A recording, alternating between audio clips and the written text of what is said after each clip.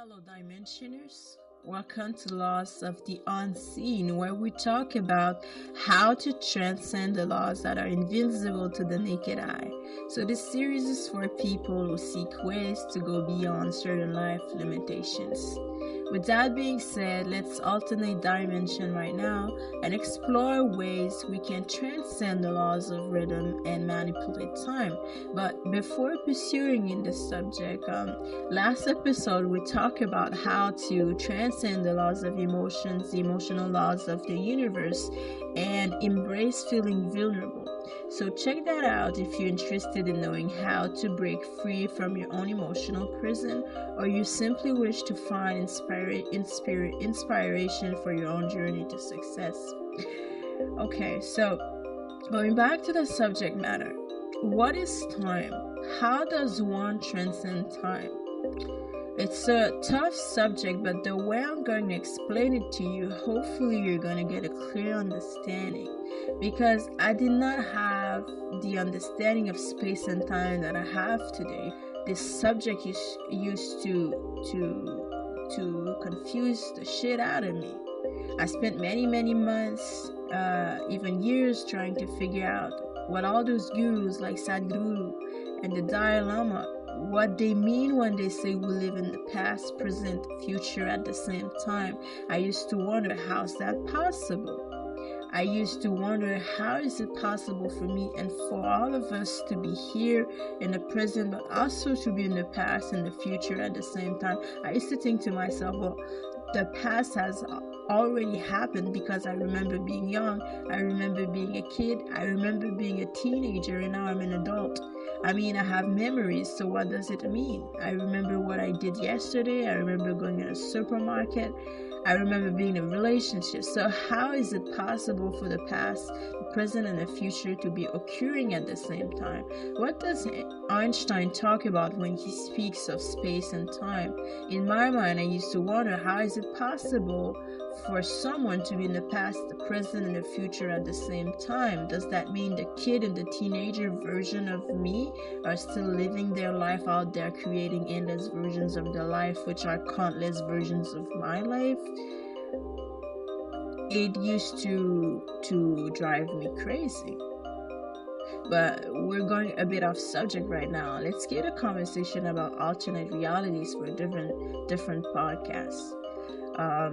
So as I was saying, how is it possible to be in the past, present, and the future simultaneously? How does it happen? Maybe you got all that figured out already, but if you're confused like I used to be, I hope you get a better understanding of space and time throughout this episode. It used to be so confusing to me until about 2 weeks ago. It struck me. I fell asleep listening to a TEDx talk about Einstein's theory of relativity, space and time. The next morning, I woke up from a very strange dream, and I understood everything.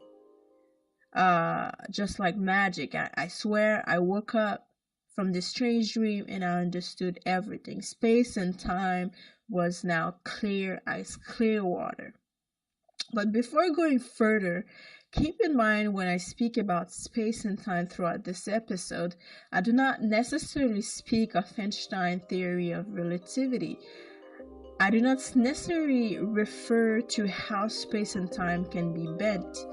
Although somehow it's all related in nature, I'm using a slightly different approach here. So, what is time? Many people like to say time does not truly exist. I personally disagree. However, I do agree time as we know it, like the 24-hour clock, is man-made. But I think time is real, and we have many proofs of that. One major proof of time is the existence of many Earth cycles. For example, the sun rises and the sun goes down. The seasons are another proof of cycles in which we can observe the behavior of animals. Speaking of which, animals are well aware of cycles, rhythms, and time. Animals move, eat, sleep, wake up, and reproduce according to the cycles of Earth. They rarely operate outside of those cycles of time, which proves they are bound to those cycles. They are bound to repeat the same cycles over and over until they die. Most animals we can observe in nature operate within the boundaries of time and cycles. Perhaps they're not aware of it, but they are well aware of the existence of cycles. So following the concepts of cycles, we slowly start to understand how the past, present, and the future are happening simultaneously. The future only exists because the present is happening, and the past exists because at one point the past used to be the present. So the future only exists because the present is happening right now, and the past exists because at one point the past used to be the present.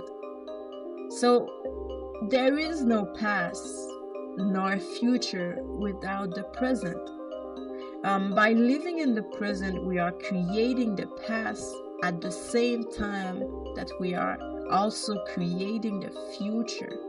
By understanding how past, present, and future depend on one another to exist, we slowly start to understand how it is possible to transcend the laws of rhythms and manipulate time. By realizing that the past is now and that the future is also now, we understand how there is only now.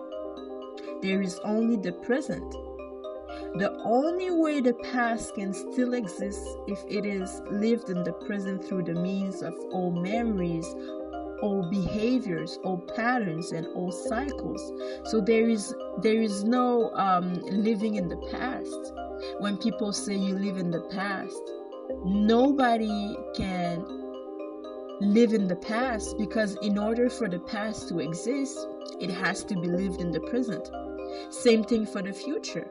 In order for the future to exist, it has to be lived in the present through the means of future goals, future memories, future behaviors, future patterns, future emotions, and future cycles.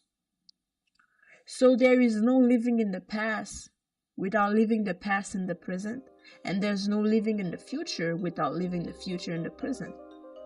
But whether you constantly think about old memories or plan goals for the future, realize that it does not matter, because whatever feeling you have or whatever thought you have, it is all happening in the present.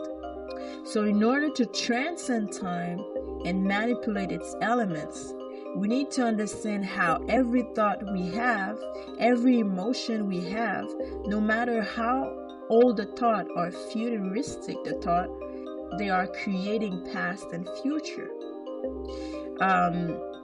So in order to transcend time and manipulate its elements, we need to understand how every thought we have, every emotion we have, no matter how old or futuristic, they are creating past and future.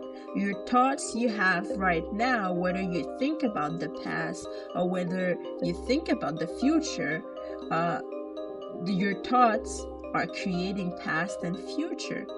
According to the laws of rhythms, which is one of the Hermetic principle, the only constant is change. We are constantly moving, and it is also according the laws of motion, Isaac Newton. So yes, it is possible to create a new past with old memories. By the way you think about those old memories in the present, you can give them a whole new definition and create a new history.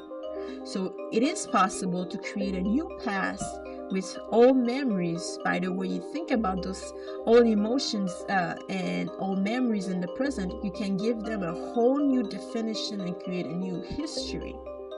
So what I mean by that, if something happened to you in the past and you are still living the bad experience, the bad situation right now in the present, the way that you think about that bad experience that happened to you years ago, months ago, is creating a new past. So you can give your bad experience a whole new definition and create a new history. Same goes for the future.